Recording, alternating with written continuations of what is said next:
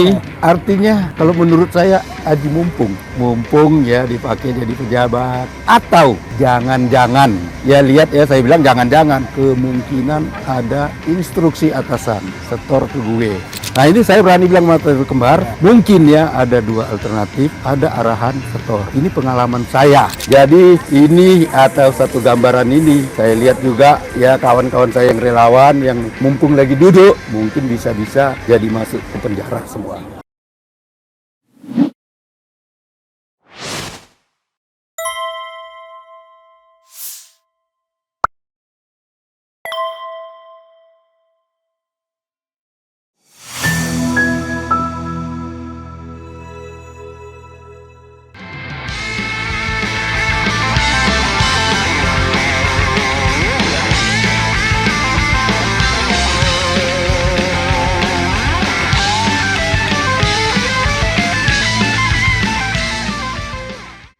Bung Refli, Bung Saud, dan teman semua, buat wartawan juga. Ya. Lihatnya ke sana, Pak. Tuh, lihatnya ke situ. Saya mantan relawan sedulur Jokowi, Ya. Korwil Jabodetabek. Ya, itu tentang Jokowi. Ya. Waktu capres. Sebelumnya juga dari kotak-kotak Jokowi Ahok. Sudah kita mendukung Jokowi Ahok. Nah, tentang event yang kita bicarakan ini, terus terang saya juga terkesima juga dengan penjelasannya tadi Bang Saud kita tentang peraturan di KPK ya. KPK itu runut ya peraturan. Tapi bagi saya yang aktivis ya, yang relawan, dulu kita ini bekerja keras, berkeringat-keringat, tanpa dukungan dari yang kita dukung. Artinya Jokowi tak pernah ngasih duit ke kita. Kita cari modal, cari donatur yang siap mendukung Jokowi. Itu loh. Jadi kita bekerja keras, ya, bekerja keras mendukung, memenangkan. Saya selama jadi berapa, Bapak? 2019 atau 2014? dari 19 sedulur Jokowi, dari 2014 tadi mulai periode pertama maksudnya. Ya, dari pertama. Jadi si Noel ini ya mungkin kita sama ya berjuang. Tapi begitu dia mendapat, Pak, kamera Mas, situ, Pak. Kameranya di situ. Benar-benar ya sama. Jadi kebetulan Bung Noel ini ya kan. Ini bapaknya ini. Kameranya numpang dia. Jadi kameranya itu. Jadi Bung Noel ini artinya kalau menurut saya aji mumpung. Mumpung ya dipakai jadi pejabat. Atau jangan-jangan ya lihat ya, saya bilang jangan-jangan kemungkinan ada instruksi atasan setor ke gue. Itu atasan Noel Prabowo dong. ya bisa jadi siapa saja pun atasan. Ya matahari kembar nih sekarang. Matahari kembar nih sekarang. Siapa bilang nggak matahari kembar? Nah ini saya berani bilang matahari kembar. Mungkin ya ada dua alternatif, ada arahan setor. Ini pengalaman saya dulu ya, 83 saya pernah jadi dinas LAJR Sumatera Utara. Oh, Bapak dinas LAJR Sumatera Utara 83, saya siswa teladan. Ya, siswa teladan. Tapi gitu saya masuk bertugas, suruh nyetor. Disuruh setor, bro. Beli mobil patroli, beli dari duit sendiri, bikin posko-posko. Maksud Bapak sampai saat ini situasi itu masih Nah, ini terjadi? saya ceritakan kemungkinan. Jadi saya merasa siswa teladan punya beban mental dan moral untuk perbaiki LAJR. Pada saat itu ya, 1983, zaman Orde Baru, saya laporin ke Sudomo, pungli jembatan timbang. Karena apa? Karena setoran atasan. Sudomo apa waktu itu? Menteri Tenaga Menko Polhukam. Oh, Menko. Oke, Menko Polhukam ya. Menko dia waktu itu Pangkop Kamtip. Oh, Pangkop. Nah, 83. Jadi begini ya, maksud saya mungkin jangan-jangan Noel ini juga ada setor lu ya, lu duduk di sini gitu loh. Gara-gara gue. Iya, gara-gara gue setor. Jadi ini atau satu gambaran ini saya lihat juga ya kawan-kawan saya yang relawan yang mumpung lagi duduk, mungkin bisa-bisa jadi masuk ke penjara semua. Itu menurut saya. Karena sebagai relawan dulu kami bekerja keras tanpa ada bantuan. Waktu dulu Erick Thohir juga ketuanya kita nggak pernah dibagi kok. Nggak pernah. Kita mencari teman-teman sendiri, kita bikin bendera, bikin kaos, bikin semua gara-gara Begitu teman-teman. berkuasa, Gitu semua berkuasa. ditolak. Kalau saya tidak pernah mau cari kekuasaan di republik ini. Oke. Nah, tapi mereka ini kemungkinan itu saya bilang jangan-jangan ada unsur setor ke gue. Nah, ini yang perlu diperbaiki. Itu menurut saya. Setor. Iya. Bro Medi, ada mau Saya ditambahin? sementara masih ada puasa 1 minggu lagi. Oke. Puasa komentar. Masih ada puasa komentar ya, bagus. Puasa komentar saya. Nggak bisa Pak, soalnya udah tanda tangan tadi. Jadi, bukan karena udah komitmen. Iya. 2 bulan yang lalu saya berpuasa komentar selama ini. Oh, selama ini saya memang diam mendampingi. Betul, Tapi di pengadilan, di majelis saya Oh, jadi Bro Medi ini lawyernya Ebenezer bukan? bukan, lawyernya Roy Suryo. Oh, Roger. Jadi dia nggak mau bocorin dikit pun lah. Betul. Nanti fight-nya di meja. Jadi saya nanti fight-nya di pengadilan. Bagus, itu bagus Pak. Saya sebenarnya juga Pak, saya dari angkatan 66. Saya sebenarnya udah mau puasa dan nggak mau bicara di republik ini. Itu usia udah banyak. Usia berapa, Pak? 73 Pak. Bapak 73. 73, ini 67. Ya. Bro, Saya 68. Saya sama Surya Paloh, SD SMP kawan saya. Surya Paloh itu SD SMP kawan saya. Oh, berarti- Dan kita di KAPI. Oke, dulu pinteran Bapak, pinteran Surya Paloh. Pinteran dia dong. Enggak, dia itu orator, bro. Dia itu orator. Nilai sekolahnya, Nilai sekolah dia juga pinter. Oh, dia juga. Ini Surya maksudnya- Paloh ini orang tinggian cerdas kok. tinggian Bapak, tinggian dia. tinggian dia lah. Oh, tinggian Kalau dia. saya aktivis. Waktu itu saya ya, angkatan 66 sudah tual gebuk. Kita bicara bau-bau politiknya nih Bro, ini menarik nih. Ini agak liar sedikit lah, biar Bro ini kan kadang-kadang terlalu disiplin orangnya kan, agak liar-liaran sedikit. Liarnya begini, orang menganggap bahwa pada era sekarang ini, for now ya, for this time ya, kejaksaan itu lebih dikuasai oleh Prabowo. Maka ditorpedo lah orang-orang yang dekat sama Jokowi, Riza Khalid dan lain sebagainya, walaupun tidak sampai ujung-ujung juga. Dalam kasus Pertamina, kasus Timah dan lain sebagainya. Tapi Tom Lembong kena juga di sana ya, kira-kira begitu. Tapi kalau ngomong KPK, KPK ini masih Jokowi. Karena Jokowi yang membentuk tim selnya dan kemudian dia betul-betul memanfaatkan di era terakhir untuk Memilih ketuanya memilih ketua atau pimpinan KPK. Maka yang muncul adalah kasus Hasto. Yang tidak lain adalah kasus yang kelihatan betul tuh dendamnya Jokowi.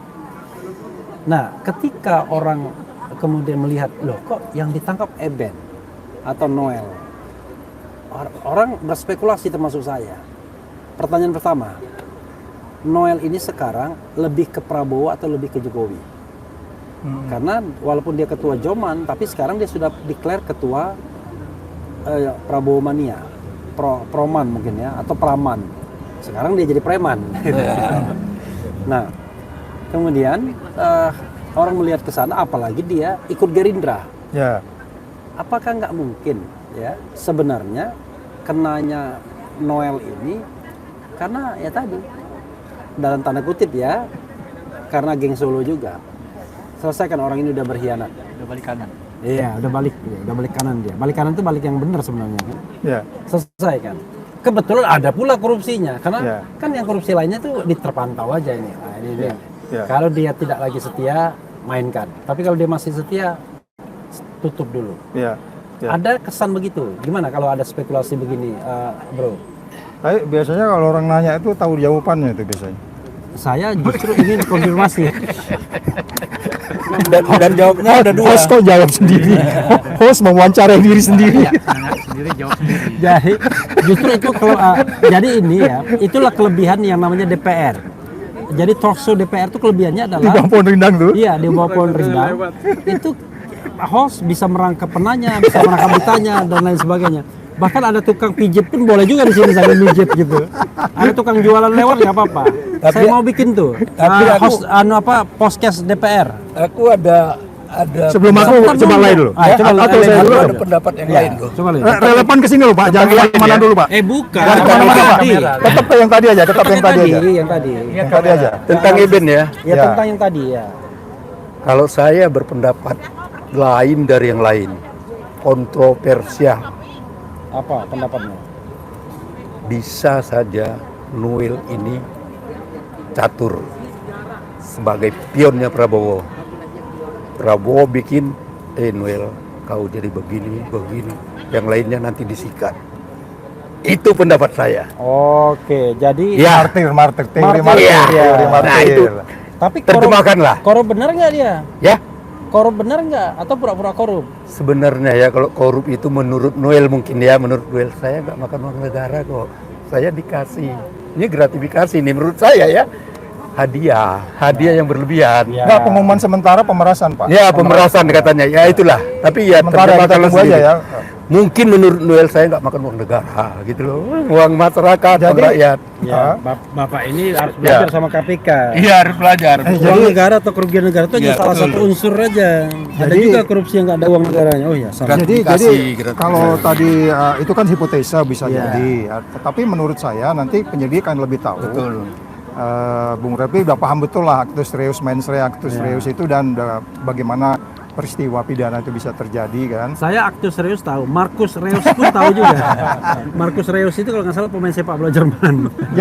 Jadi nanti Bung Repli supaya kita tidak masuk ke framing yang begitu luas dalam proses penindakan katakanlah penindakan pelaku jahat ini, Iya. itu memang sulitnya KPK saat ini. Itu salah Iya. satu konsekuensi dari digantinya Undang-Undang KPK kan. Iya. Betul. Pasti kalau Bung Repli situasinya masih di sana, undang-undangnya masih seperti itu, pikiran-pikiran katakanlah quote and quote pikiran liar tadi itu nggak akan terjadi karena kan Iya. kita udah tahu awal dari undang-undang itu diganti. Repli juga menyebut tadi proses penunjukan pimpinannya. Iya. Tetapi oleh sebab itu hukum tidak boleh abuse. Nanti penyidik harus mempertanggungjawabkan OTT ini dan dia harus conviction 100% meyakinkan bahwa Mang Noel bersalah. Kalau enggak kita abuse dong. Oke, jangan sampai Yes. ada yang di OTT, Yep. tidak ada orangnya kabur, mengajukan pra peradilan dikabulkan. Ya. Nah, itu nanti masih OTT. Apa yang ditetekan. ya, itu nanti akan kita lihat. Kita tunggu konferensi pers nanti lewat tengah hari ini bagaimana sebenarnya konstruksinya sehingga bisa memastikan ini sebenarnya masuk skenario tadi yang disebutkan oleh Siagian atau dalam pengertian as it is bahwa memang terjadi peristiwa pidana karena ada laporan masuk ke KPK, didalemin, kemudian peristiwa pidana Tapi yang saya tetap sedih terjadi. juga bro, kalau kalau Prabowo misalnya pakai teori dia ingin menjadikan ini sebagai contoh atau martir. Ya. Hati-hati loh, kalau Anda korupsi, Anda kayak Noel, misalnya gitu ya. Ya. Oh ya, oke, itu bisa aja, bisa terjadi. Tapi kan kalau dia sudah korupsi, tahu anak buahnya korupsi, dipecat aja walaupun tidak diproses, kan begitu mestinya. Ya, masih menghargai hukum, kita paham lah ya. Iya. Kita menghargai karena statement resminya kan kemarin nunggu proses dulu.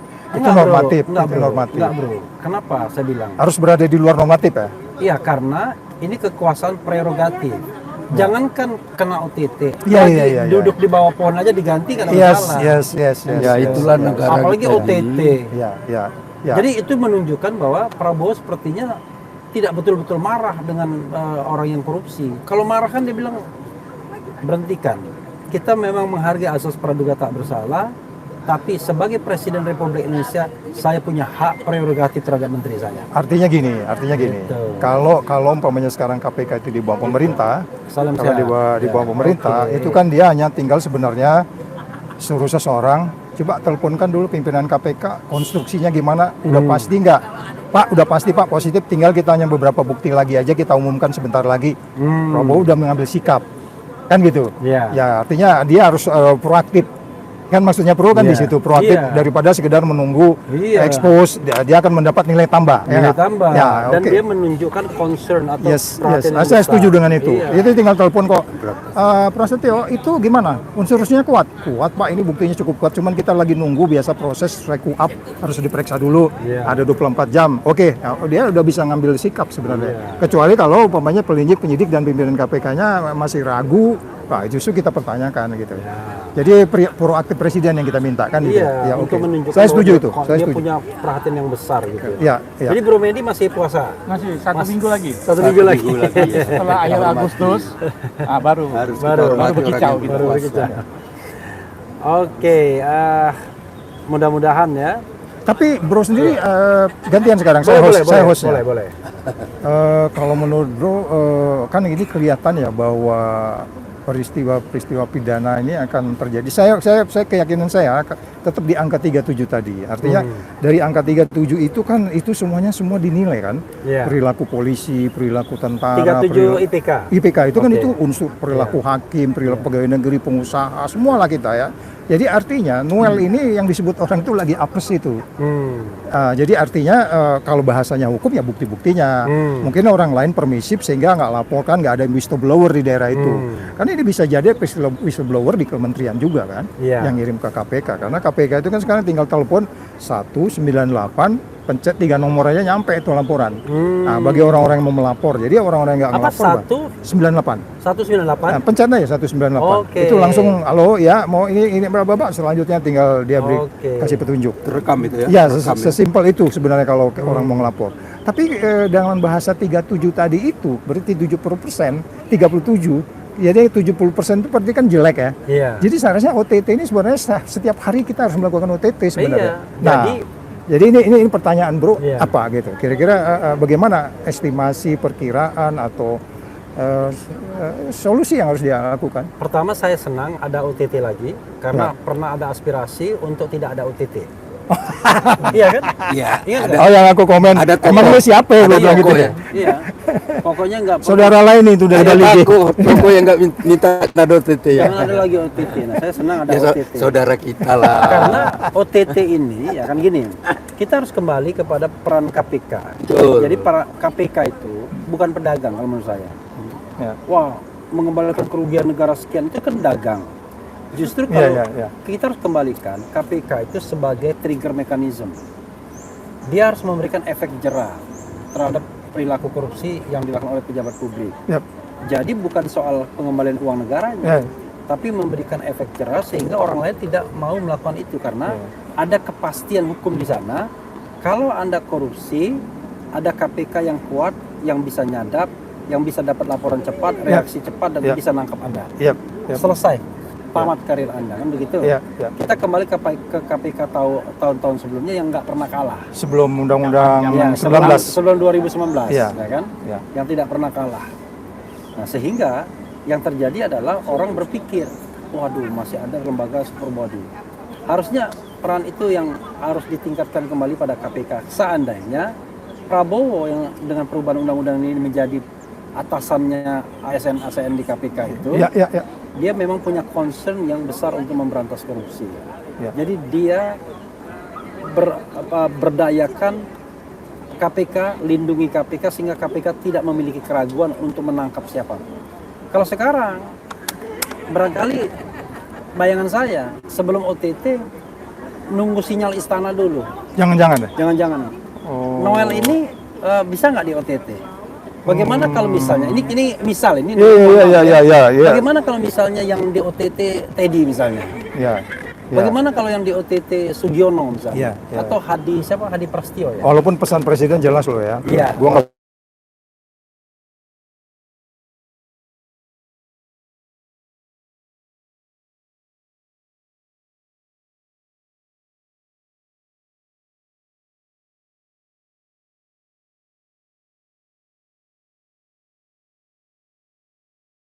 Nah, kalau dia tidak memberikan strong message, maka selalu ada keraguan oleh penegak hukum.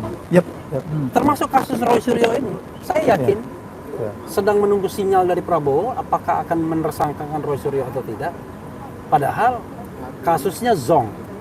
Ya, gimana? Jadi maksud saya gini, kalau memang kita masih komit dengan ucapan, pikiran dan tindakan kita, which is itu sangat berbeda dengan ucapan, pikiran, tindakan Noel kan beda kan. Ucapan, pikiran, tindakan beda kan. Selalu bahkan kan hari ini beredar meme-meme Instagramnya dia yang sangat berbeda gitu. Nah, so far sampai per hari ini kita masih melihat ada indikasi-indikasi bahwa memang level of trust kita terhadap Prabowo meningkat. Bro harus akui ya. Ada ya level of trust naik dikit ya. Level of trust naik. Saya gini. Saya jujur ya, Bro ya. Saya berusaha objektif untuk menilai ya. Jadi nggak ada misalnya saya punya pretensi facet apapun di rekrut pemerintahan saya bilang nggak mau 2020 sampai 2029. Saya berusaha mengatakan hal yang baik. Hal yang baik itu misalnya menghapuskan tantiem, yang menurut saya sudah tidak masuk akal. Saya dukung pernyataan bahwa masa orang sebulan sekali rapat bekerja dapat 40 miliar setahun gitu. Artinya Reply menjelaskan level of trust dengan bukti lah Ya, maksudnya. itu. Bukan buta-butaan atau dalam rangka carmuk segala macam. Nothing to do with that gitu. Kedua, dengan Tom Lembong bagus sih abolisi. Walaupun untuk Tom Lembong ini ada side-nya. Oh ternyata ada ini lain. Ada side dishes. Iya. Sebenarnya ada main purpose-nya bukan membebaskan Tom Lembong. Main purpose-nya membebaskan. Itu analisis loh ya. Jangan disalahkan kita analisis itu. Bukan analisis, tapi informasi yang saya dapatkan bahwa sesungguhnya yang mau dibebaskan satu dulu itu aja. Karena atas permintaan bosnya. Dan secara post factum kita bisa menilainya itu benar karena ternyata dijadikan lagi pejabat. Jadi kembali lagi ke pertanyaan Bung Reply, ada level of trust yang kita sumpah per hari ini tanggal berapa nih? Tanggal 22 Agustus 2025. Nggak tahu besok ya. Tapi kita catat per hari ada level of trust. Nah, itu menurut saya yang kita harapkan dia stay di situ untuk kemudian persoalan-persoalan yang menyangkut integrity, yang menyangkut hukum ya meningkat. Dan OTT Noel, let's say walaupun ada macam-macam, ada juga tuh menaikkan trust, gitu kan? Gitu. Jadi sekali lagi kita masih mengapresiasi adanya planning dari awal, ucapannya konsisten, dan ini yang agak sulit di dalam pemberantasan korupsi. Bro, saya notice kira-kira ada 6-7 menteri lah yang terindikasi yang harusnya diselesaikan. Terindikasi melakukan tindak pidana korupsi, entah suap, menerima gratifikasi dan lain sebagainya. Kasusnya apa misalnya? Saya sebut kasus BTS misalnya, ya kan? Nah, itu kasus apa lagi yang kemarin saya dengar? Minyak goreng. Jadi ya minyak goreng misalnya, soal tambang misalnya. Nah itu orang-orang itu berada di lingkar kekuasaan.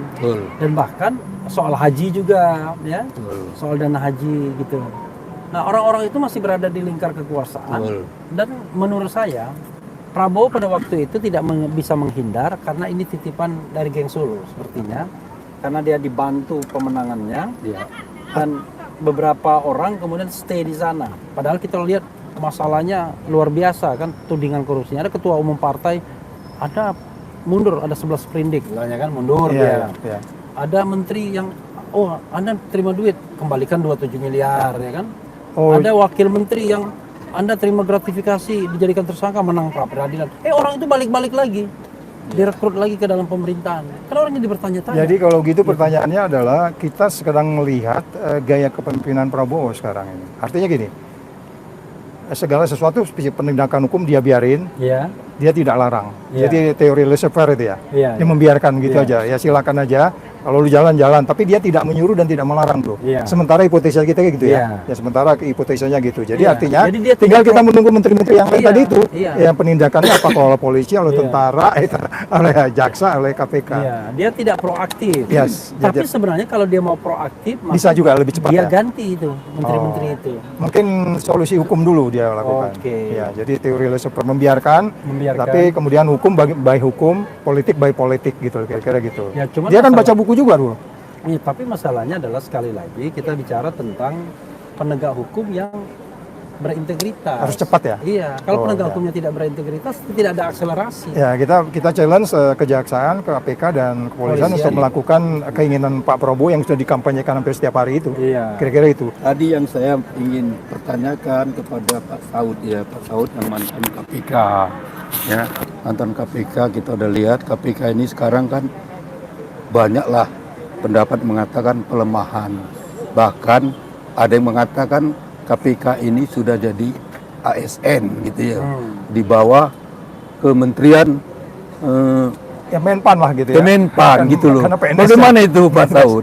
Tadinya kan dia itu sebenarnya gini Pak. Kalau kita bicara undang-undang yang kurang atau undang-undang yang lebih atau orang yang kurang, karena di dalam apa strategic thinking ya disebutnya dalam strategi berpikir, undang-undang boleh berubah, orang-orang berganti, pimpinan kan berganti, ya nggak? strukturnya berubah dulu kan langsung ke Betul, rakyat, betul, sekarang di ya. bawah presiden. Struktur boleh berganti. Yang nggak boleh berganti adalah Pak nilai-nilai di pemberantasan korupsi itu. Ya. Nah itu yang dirusak Pak. Ya maksud Undang-undang saya gini baru ya, itu Pak dirusak Saud, ya, dengan maksud nilai-nilai saya, itu. Dengan dijadikannya ASN ini, ya tentu dia pasti loyal ke atasannya. Iya, itu yang disebutnya di dalam manajemen risikonya tinggi. Itu, iya. Kalau menurut Tadinya Bapak kan dari KPK 1 sampai 100 berapa risikonya? Ya itu makanya saya bilang. Menurut Bapak ya. lah, kan saya bilang tadi risiko tinggi. Dengan di Risiko bawah tinggi, ya AMS, memang. ASN ini risikonya berapa menurut Bapak? Ya risikonya bisa. Pengalaman Bapak di pegawai negeri tadi loh itu, yang Iya. kadang-kadang ditakut-takuti Betul. sama pimpinan. Iya. Coba Bapak gunakan imajinasinya berapa? Bisa 60% Pak. 60%. Jadi 60% gagal ya? Iya gagal. Atau berhasilnya 40%? Karena apa? Ini doktrin dari atas Ya. ini. Dari atas ini bagi karyawan di bawah itu. Wah atas ini udah dianggap dewa loh. Itu yang saya bilang Wah. tacit knowledge Ngeri itu loh. bro. Ilmu Ngeri. tersembunyi yang orang nggak Iya. punya pengalaman. Ya sekarang kita lihat aja instansi. Ya. Polisi ini ya polisi. Karena dia Melihat jenderal, melihat dewa itu.